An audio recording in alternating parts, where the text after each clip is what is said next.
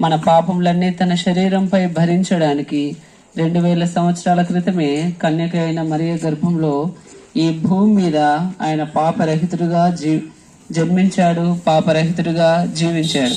అంతేకాకుండా ఆ సందర్భంలో ఉన్నటువంటి ఆయనను శత్రువులుగా పరిగణించే వ్యక్తులందరితో నా యందు పాపమున్నది అని మీలో ఎవరైనా స్థాపించగలరా అని సవాలు విసిరినటువంటి ధీరోదాత్తుడు యేసుక్రీస్తు ప్రభువారు. నిజంగానే ఆయనలో ఏ పాపం లేదు కాబట్టి ఆయన ధైర్యంగా ఆ విధంగా అప్పటి సమాజాన్ని ప్రశ్నించగలిగాడు.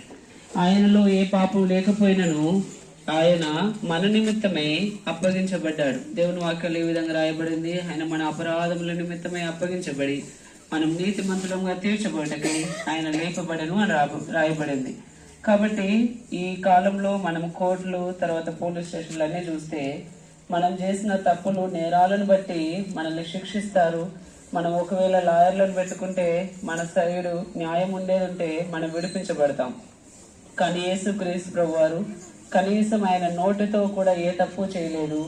అంతేకాదు, గుడ్డి వారిని చూపించాడు, చెవిటి వాళ్ళకి చెవులనిచ్చాడు, చనిపోయి కుళ్ళిపోయిన శవాన్ని సైతం ఆయన సజీవుడుగా లేపాడు.